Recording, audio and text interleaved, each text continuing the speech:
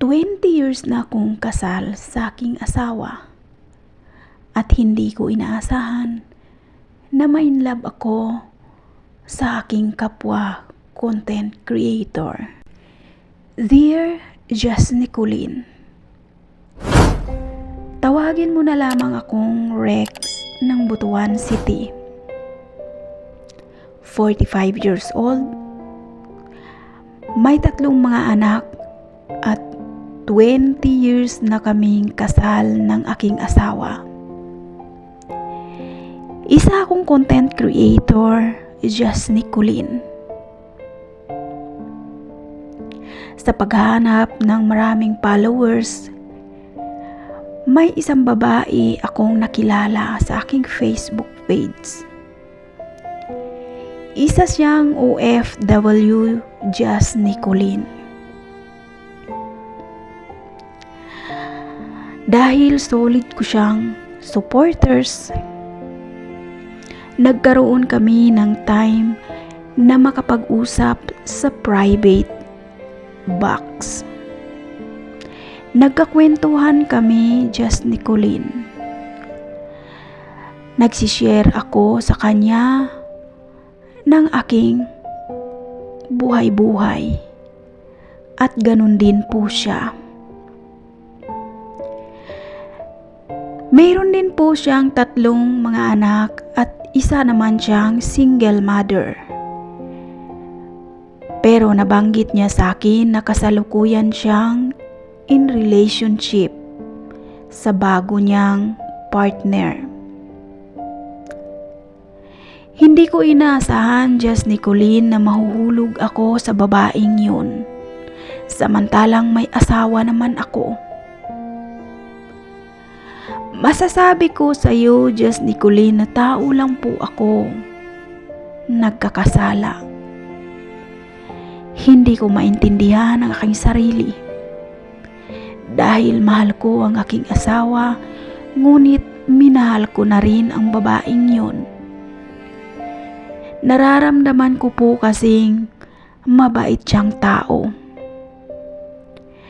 Lagi kong nasasabi sa kanya na paano ka nagawang lukuhin ng iyong dating asawa na samantalang napakabait mo at masipag pa.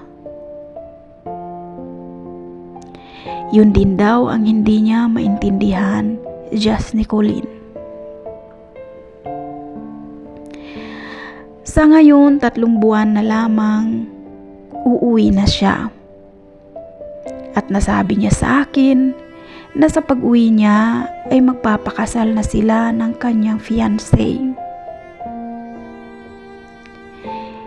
Hindi pa man siya nakauwi, Just Nicolene, ay nararamdaman kong durog na ako. Dahil magkikita na sila ng kanyang fiancé at magpapakasal na.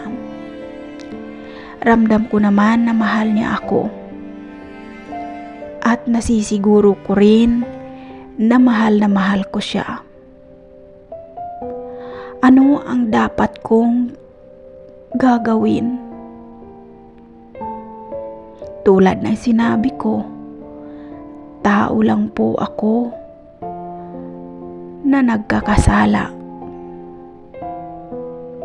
Alam ko naman na hindi ko kayang iwanan ang aking pamilya. Dahil mahal ko ang aking asawa at mga anak. Hindi ko maintindihan ang aking sarili, ba't ako nagmahal ng ibang babae. Alam kong magaling po kayong mag-advise, Just Nicolene. Sana matulungan niyo ako sa problema kong ito. Lubos na gumagalang, Rex from Butuan City. Ang tangi ko lang masasabi sa iyo, Rex, ay kalimutan mo ang babae mo. Mag-focus ka sa pamilya at asawa mo. Hindi madali ang manloko ng asawa. Napakasakit yun. At walang ibang mag-aalaga sa iyo kundi ang pamilya mo, ang asawa mo, lalo na kapag magkasakit ka. Hindi ka aalagaan ng iyong ibang babae. Babalik at babalik ka sa tunay mong pamilya. At ang tunay mong pamilya ang makakaintindi sa'yo. Sa mga gusto pong